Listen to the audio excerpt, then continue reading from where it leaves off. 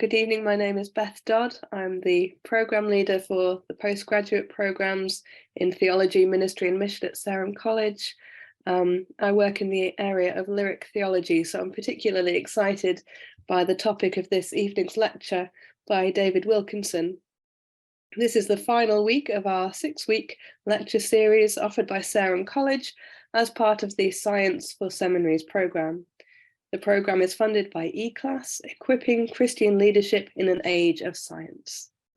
Scientific topics pertain to everyday life. People who aren't professional scientists still need to discuss the scientific developments that affect government policies and their own personal lives. Christians need to know enough about neuroscience, health, evolutionary science, climate change, and catastrophe, that they can make discernments informed by accurate information as well as faithful reasoning. ECLAS provides resources for seminaries to incorporate scientific awareness into their educational programs. Sarum College has drawn on these resources by adding the topics of COVID-19 and artificial intelligence into its Christian faith and ethical living module for students in ministerial training. Students engage with these specific scientific examples as they learn about Christian ethics and daily life practices. Sarum is also participating in ECLAS by offering this lecture series for anyone interested in Christian faith in conversation with pressing scientific topics. For more information and related events, you can look up Sarum College short courses on our website.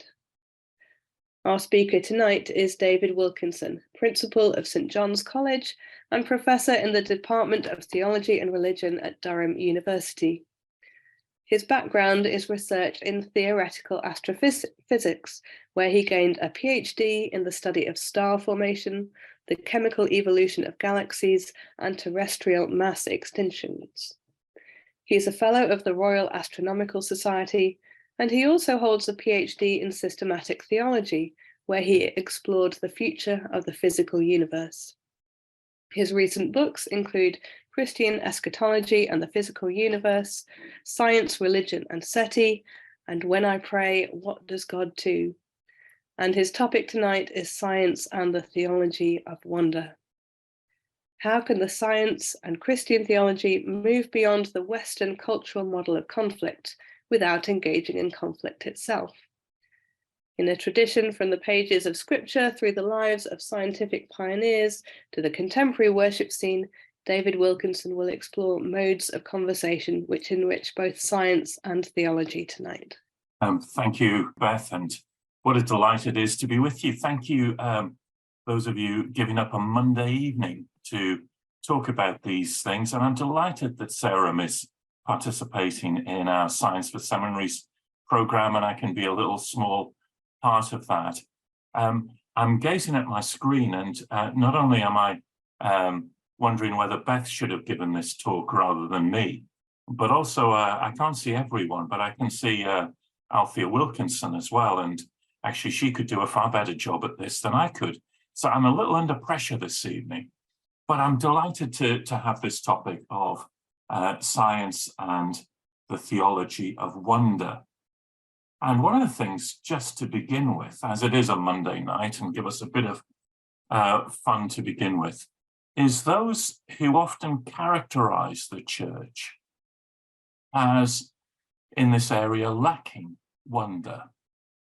Occasionally, writers such as Carl Sagan or Richard Dawkins have complained about the church not really looking at creation with a great deal of wonder. People like Eddie Izzard, in a sense, see the wonder in science, but don't see the wonder in terms of the biblical text of Genesis 1. Genesis 1, for me, is a wondrous piece of poetry. It's a worship song, which gets us wrapped up into what God is all about and just how great God is. So let me just frame it there, but now tell you a couple of things that are part of my experience in Durham. One that happened this week or last week, and one that's I've known for a little bit of time.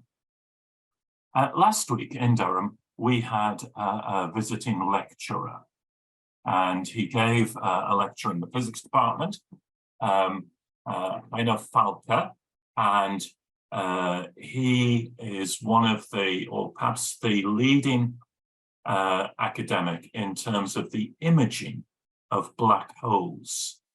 You might have seen this news story. It actually was the 9th most popular news story on the BBC website ever. And Falke and a number of other scientists were able to give us an image of supermassive black holes at the center of galaxies. It's an extraordinary scientific story. And he talks about it in this international bestseller called Light in the Darkness. And not only was it a wondrous lecture, but afterwards, the following day, I had a cup of coffee with him. He is a lay preacher. And in this book, in the final chapter, the publishers said, "We'd like you to speak about God and your beliefs about God. Because," I quote, "God sells these days." And I was really struck by that sense of, in this fantastic story of scientific wonder, it was the publishers who said, "Tell us about your Christian belief and what this means to you." This is very different from new atheism, of the conflict between science and faith. That's my first story from Durham. The second story concerns someone who you may not have heard of, and he certainly has never made it to the top 9 BBC website stories. This is the first professor of astronomy at Durham University, and his name was Temple Chevalier. One of his family down the generations turned out to be a certain N.T. Wright, which someone you might have come across. Temple Chevalier was the first professor of mathematics at the University of Durham in 1835. Then he was appointed reader in Hebrew. He really wanted to be professor of theology, but he wasn't appointed to that. He was a little bitter, to be honest, about not being made professor of theology as well. But in 1841, he became professor of astronomy, the first professor of astronomy at Durham University. He was a very good astronomer. He did some excellent work on sunspots. There's a crater on the moon named after him. It's called Chevalier Crater. And as well as his science, Chevalier was a busy man. He was registrar of the university for about 30 years. He was vicar of Esh Parish Church, which you can still visit on the hills just above Durham. He was rural dean and residentiary canon, all at the same time. Chevalier is an interesting character in the 19th century, not least because he was a contemporary of Charles Darwin. And not only was he a contemporary of Darwin, they'd both read William Paley's Natural Theology at Cambridge, which was required reading, but also, like Darwin, he lost a child. Remember that for Darwin, one of the crucial moments in Darwin's life was the death of his daughter, Annie Darwin. And Nick Spencer's made the point often, and rightly so, that this was the moment where Darwin moved away from Christian faith. Chevalier lost his son in childhood, and you can see there the gravestone for Chevalier's son in Esh Parish Church graveyard. This didn't turn Chevalier away from God. He continued, and he wrote much. He did a number of biblical commentaries on church fathers, but he also wrote a very interesting book here. It's called On the Proofs of Divine Power and Wisdom, derived from the study of astronomy and the evidence, doctrines, and precepts of revealed religion. I mean, the title needs a bit of work, to be honest with you. And these were his Halcyon lectures, which he gave in Cambridge in the early part of the 19th century. And Chevalier does a really interesting thing for our topic tonight. He chooses Psalm 19 as his basic text for all of these lectures. In lectures 1 to 4, he takes verses 1 to 6 of Psalm 19. The heavens declare the glory of God. And Chevalier in lectures 1 to 4 talks about his own astronomy, his fascination with looking at the universe. And he doesn't try and prove the existence of God. That's why I think the title needs a bit of work, apart from it's very long as well. What Chevalier does is he goes, wow, isn't this fascinating? Isn't this interesting? Isn't this amazing? He then follows in lectures 5 to 8 by talking about the Bible, revealed religion, the law of the Lord. And for Chevalier, this is very important because he wasn't using his science or the wonder of science to try and prove the existence of God. Chevalier believed that God had self-revealed primarily within Scripture in the life, death, and resurrection of Jesus of Nazareth. And it was only from that context of revealed religion that you could then go, wow, at God in the universe. He then moves on in lectures 9 to 12 to talk about the outworking of this Christian lifestyle, what the wow and the self-revelation of God actually then means for how you work it out in life. And then he's got another 8 lectures to give because he has to give 20. And he does what lots of preachers and lecturers do. And that is he takes sermons and odd bits of writing that he's got from here, there, and everywhere, and just crams them in to the other 8 lectures or so. So we won't worry about that. But this is an illustration from the 19th century of someone who wanted to go wow with wonder at the universe, and yet do so from a perspective of Christian theology, the belief that God reveals God's self to us. Now, let me therefore do a little bit of what Chevalier might have done, and that is to start with a bit of wonder that is important for me. And my background is in astrophysics, so I'm going to be wondering in terms of astrophysics.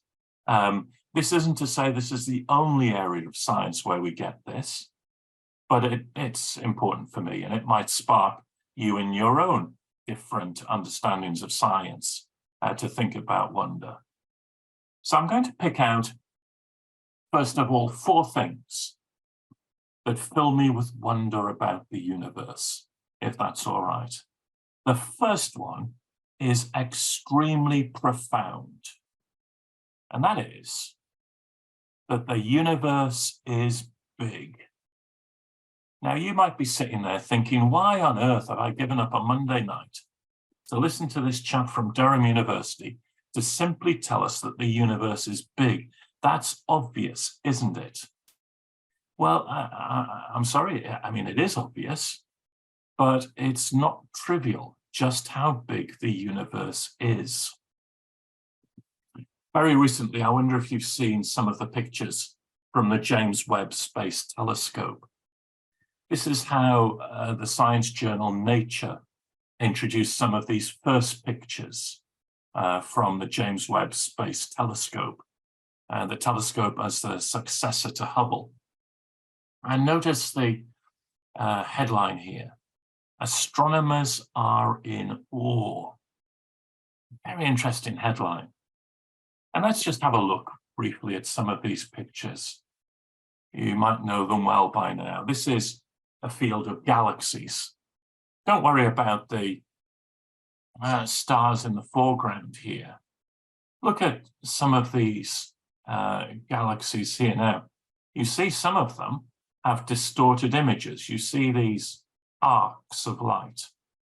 That's because of something called gravitational lensing, that the light itself is bent from galaxies much further away, in a way that this gravitational lens gives us a distorted view of some of these arc-like structures of galaxies much further away.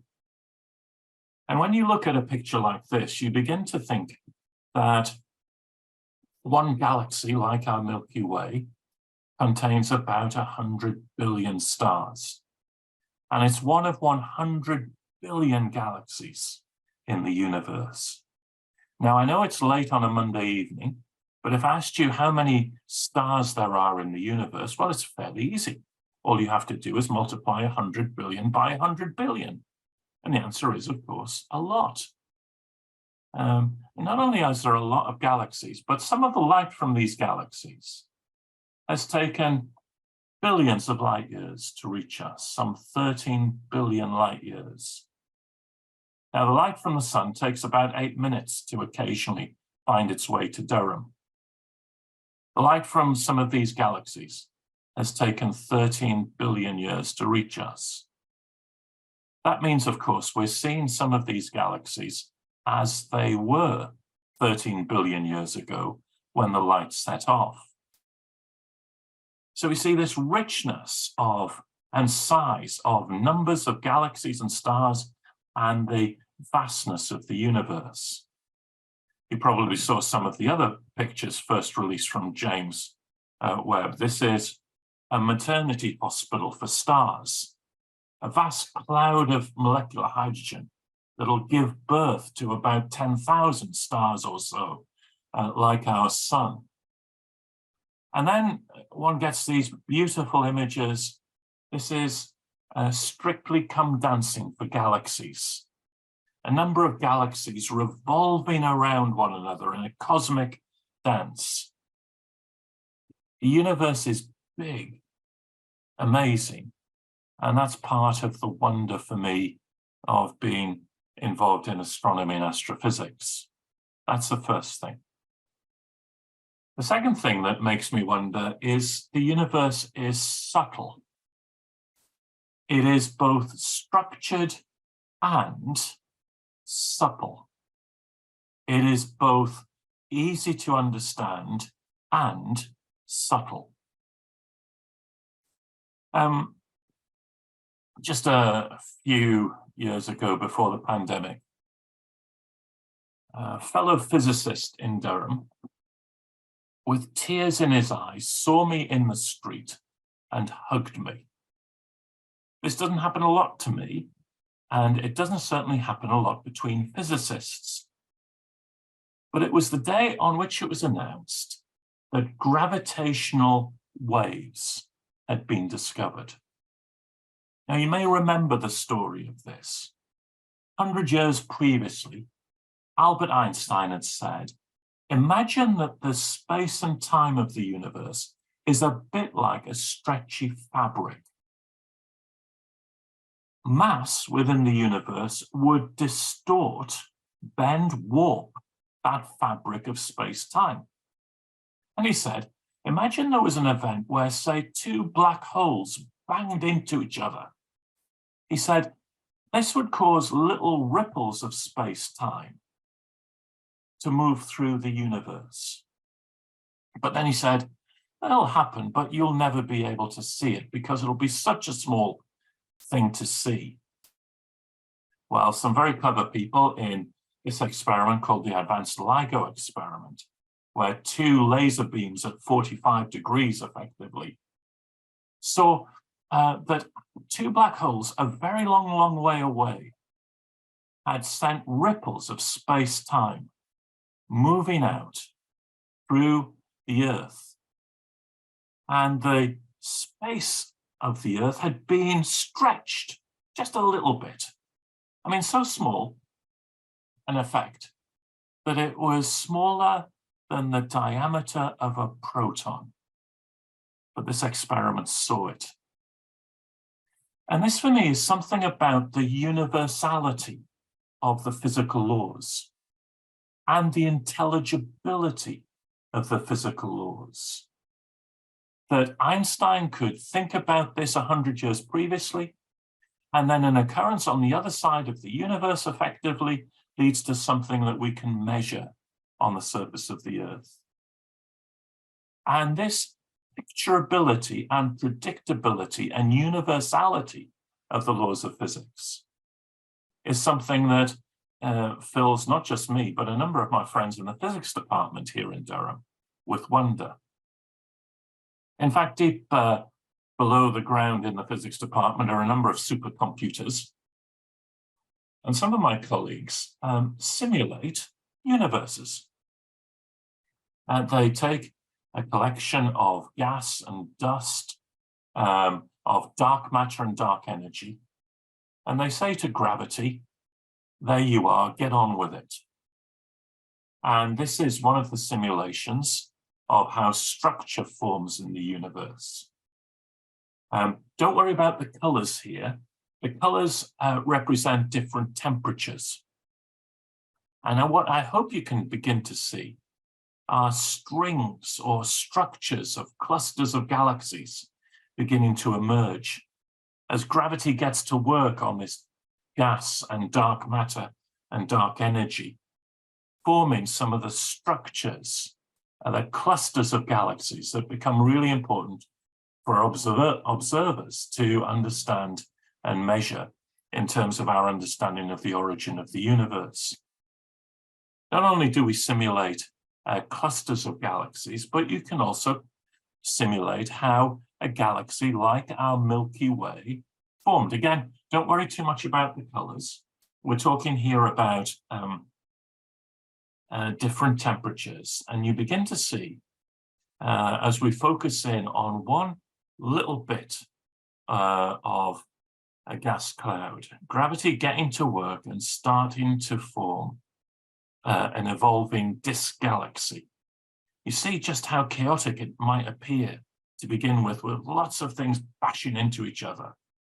But eventually, with a little bit of rotation, the whole thing begins to settle down in terms of this galaxy. Now, my friends, I'm a bit of a nerd, and I could watch these things all night because of the wonder of it.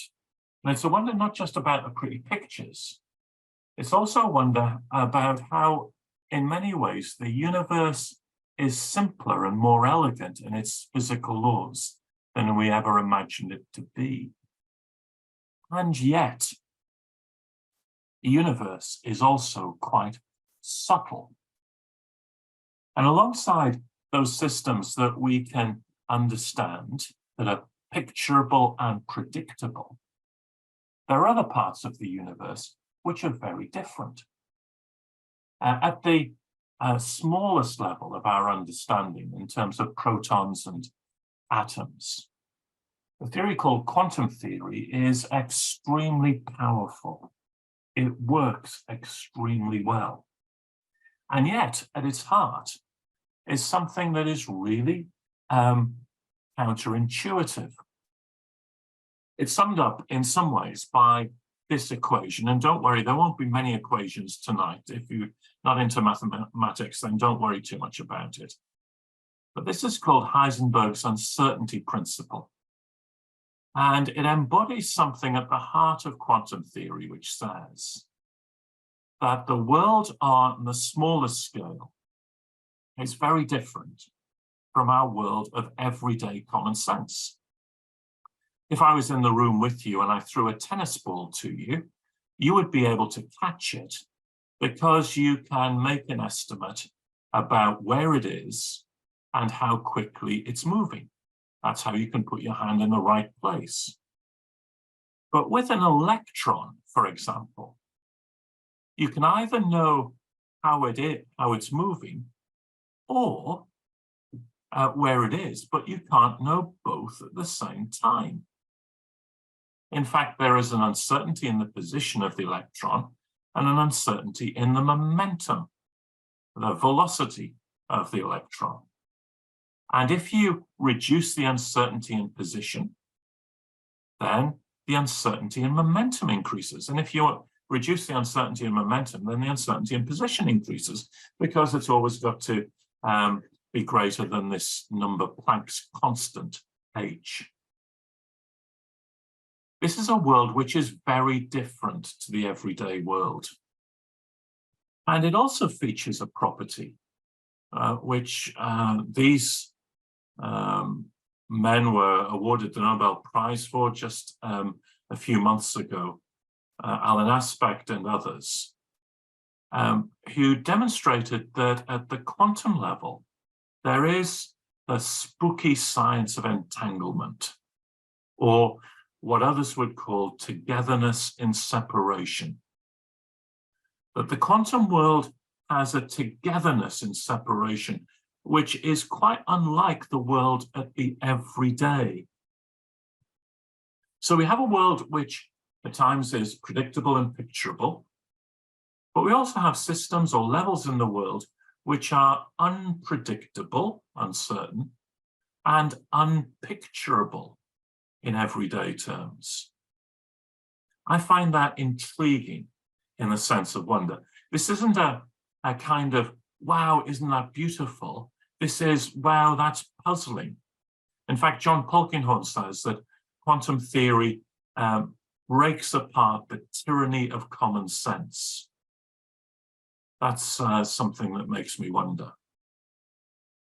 The third thing is something about the universe being fruitful. And we're just beginning to understand this. As of this morning, and I haven't checked this afternoon, we now know of 5,272 planets beyond our solar system. And these are exoplanets, planets around other stars throughout our galaxy. And of those, a lot of them are rather large stars, gas giants like Neptune or Jupiter. But you notice there are 195 planets so far that are terrestrial, Earth-like planets. And depending on how far they are away from their own star, they might have the temperature just right for water to be in liquid form. And that might suggest of the possibility of life. Now, of course, whenever these things are talked about, learned theological publications such as the Daily Star immediately uses the opportunity to talk about UFOs and alien abductions and all the rest of it. And there's a fascination amongst many people about whether we are alone in the universe. One of the things that the James Webb Telescope will do is to be able to look at the atmospheric composition of some of these planets. And this was one of the first pictures from Webb about a planet, WASP 96b, looking at its atmospheric composition. Can we find water? Might we see methane? Other things that might suggest that life is there. Now, we've got to be careful with this, because I think we need to say it's a long way from an amoeba to an accountant. Well, or maybe not, depending on how you view it. It might be that there's lots of life out there, but it may not be intelligent life. And then the final thing that makes me wonder is not an optimistic, wow, isn't that great? But something that we've now discovered, that the universe is destined to futility. In 1998, 1999, Saul Perlmutter, Brian Schmidt, and Adam Rice became famous and were awarded the Nobel Prize for what Science magazine called the accelerating universe. That the universe is expanding at such a rate that it will perhaps rip itself apart. But if it doesn't rip itself apart, it's going to cool down and die a heat death. Now, that means that the universe will expand forever, but it's not an optimistic future. It's saying that the future of the universe is one of futility. We're in the region here of eternal expansion rather than a universe that will eventually collapse. And this is profoundly disturbing for a number of physicists. Paul Davies said, "An almost empty universe grown steadily more cold and dark for all eternity is profoundly depressing." Or Stephen Weinberg said, "The more the universe seems comprehensible, the more it also seems pointless." Now, those are four things that make me wonder. I mean, one of the wonderful things about science is its ability to raise up questions that make you wonder. Is the only response we have as theologians to go, "I'm not too sure about it"? Well, if we had longer, there'd be one or two things I'd want to say. From the perspective, of course, that any Christian doctrine of creation says that in all of this, Christ is central. As Barth said, "I believe in Jesus Christ, God's Son, our Lord, in order to perceive and to understand that God, the Almighty, the Father, is creator of heaven and earth. If I did not believe the former, I could not perceive and understand the latter." That was what Temple Chevalier's view was, that God's revelation of himself, primarily in the life, death, and resurrection of Jesus of Nazareth, gives us the framework, not to have the answer to every question, but begin to have the confidence to say that God exists, God is love, and that God has given us the gift of science to explore. Now, therefore, when we come to the fact that the universe is big, for me, that's a wonderful encouragement or reflection of the gift of science. Because Galileo was one of those early Christian astronomers, and I say that, astronomers who had Christian faith, who wanted to look at the universe because of their Christian convictions. And a number of historians of science have pointed out that it was the Judeo-Christian worldview, which wasn't the sole, but was a very important part of the growth of modern science. Because the universe was created, Galileo and others had to observe the universe. You couldn't work out God simply through logic, and you couldn't work the universe out simply through human logic. God is free to create as God wants to, and therefore we should look at the universe. Because God was a God of order, there should be laws to this. Because we're made in the image of God, we should understand that order. Because there's belief in one God, there should be consistency of the laws right across the universe. Because there are no fears of the gods of nature, we could do experiments. So the universality and the vastness of the universe, for me, are universality of laws in the universe, and the vastness of the universe, for me, are reflections of creation, not proofs of creation, but reflections of creation. And then I talked about the universe being subtle. And remember that it was partly the fault of Christian theologians that we made it so predictable. When Isaac Newton thought about the law of gravity and his laws of motion and applied it to the planets, what came out of that was a picture of the universe, which was a mechanistic view of the universe. So that in posh dining rooms of the 18th and 19th century, you would have these little machines called orreries, where you could picture the movement of the planets, and you could predict where they were in the past and where they'll be in the future. Christians at times loved that and tried to use it as an argument for a cosmic designer. The universe is like a clockwork mechanism, then there must be a designer of that clockwork, the design argument. The trouble is, of course, that taking away some of the wonder of this and trying to use it to prove the existence of God actually had a trap door in it. And the trap door was that if God was the perfect designer, then he should have done the perfect mechanism. And that meant where would he poke his finger into the universe? The mechanistic universe very quickly led to a God perhaps more of deism than theism, a God who simply can't do particular things in the universe. However, I think quantum theory and things of complex theory, chaos theory, suggest now that the universe is more supple and subtle than the mechanistic universe suggests, and that God's interaction with the universe might be even more wondrous than we imagined. And then in terms of the universe being fruitful, I think we're left with a central theological question, which is really important for us to work on. And that is what makes us special as human beings.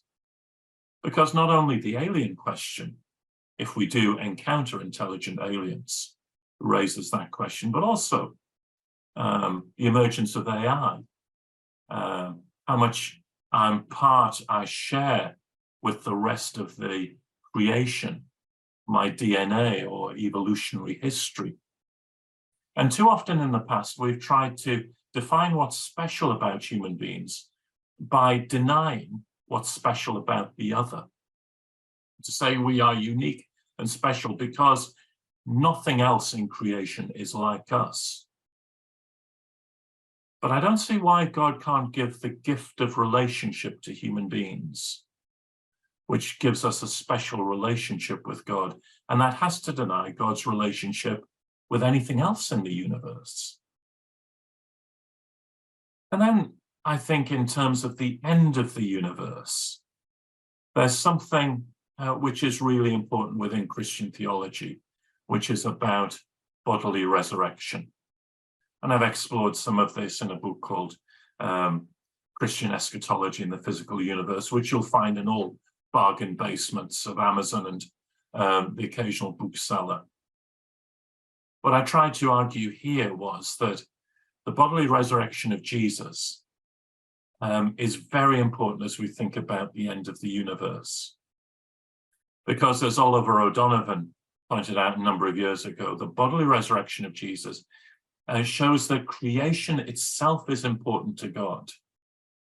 There is both evidence and example in the bodily resurrection of Jesus, which points forward to God's purposes in bringing about a new creation, a new heaven, a new earth, in the face not just of the futility of human death, but also the futility of the universe itself.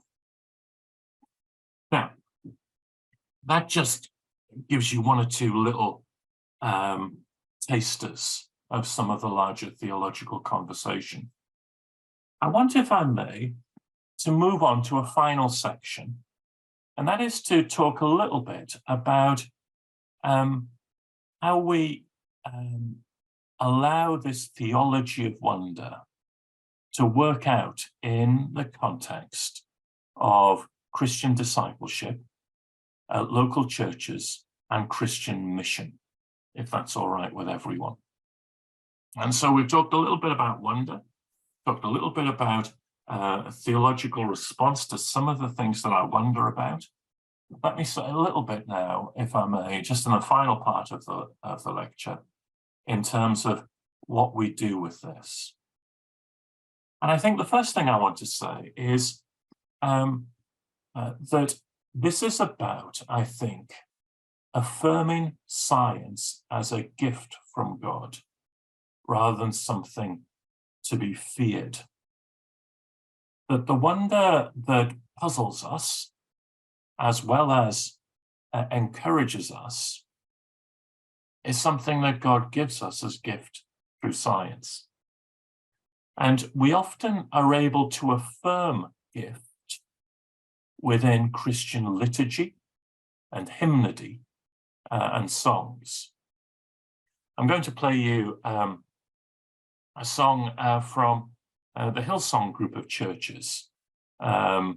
This has become widely sung, certainly in my congregation that I attend on a Sunday, but in a number of other churches. Let me just give you a brief clip of it. It's called So Will I.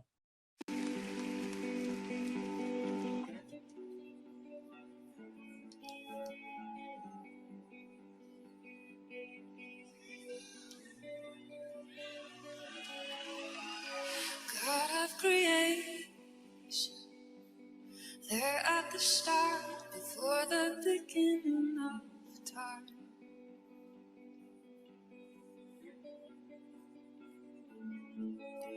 With no point of reference, you spoke to the dark and fleshed out the wonder of life. You sing, and as you speak,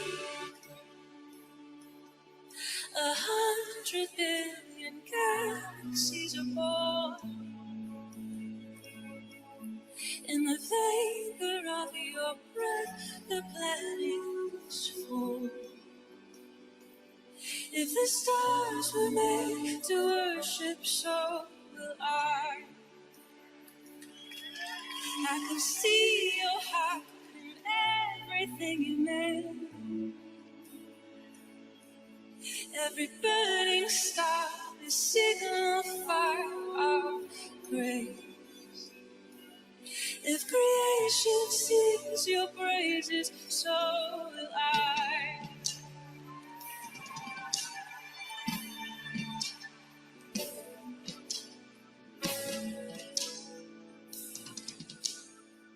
God of your promise, God of your promise, you don't speak in vain, no syllable empty or void.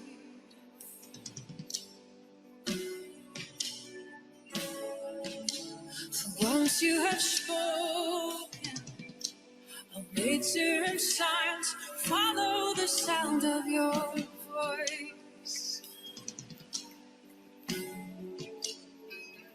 And as you speak, 100 billion creatures catch your breath, evolving in pursuit of what you said. If it all reveals your nature, so will I.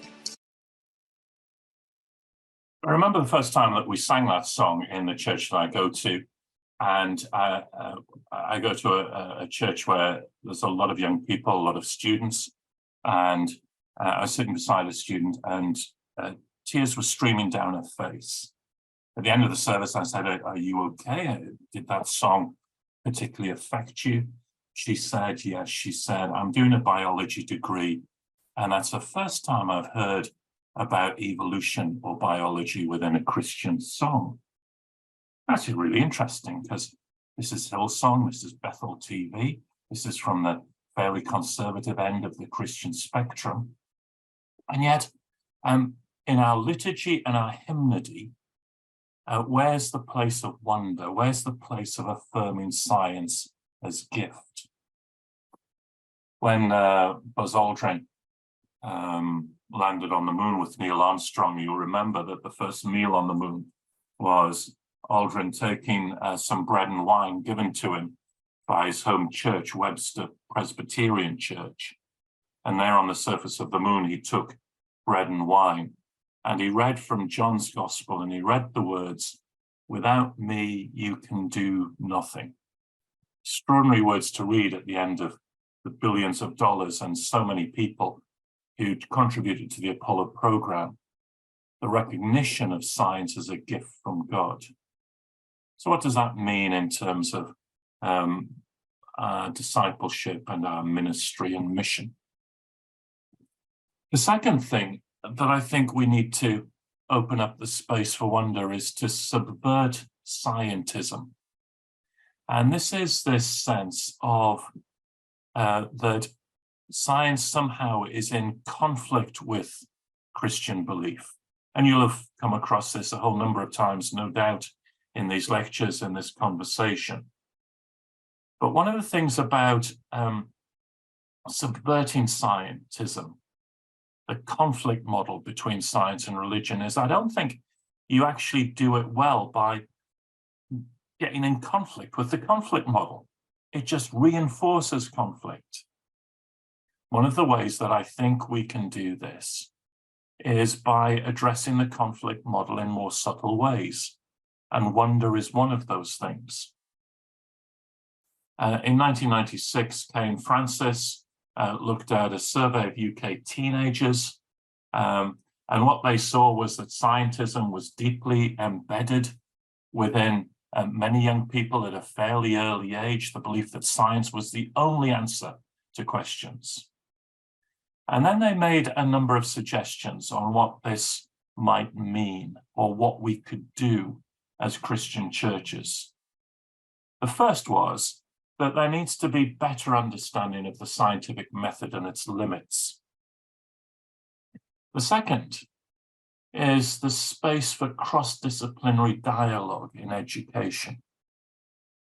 But the third was particularly for churches, and that was the importance of the churches affirming science, because they saw that a number of young people moved towards scientism if they felt that the church was worried about science rather than joyful about science.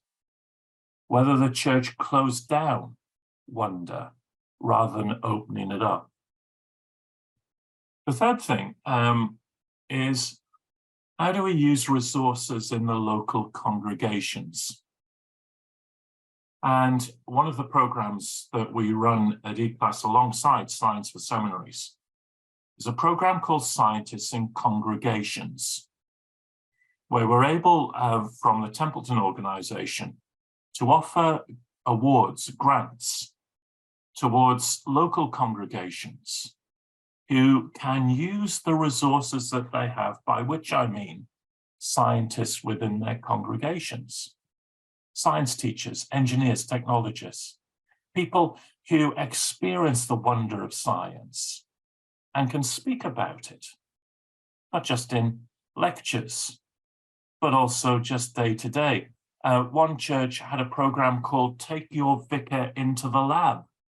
I hasten to say, not to dissect your vicar, but in order to allow a church leader to encounter the joy and the passion and the wonder of science. Now, let's just be clear about this, because there are a number of scientists in the room.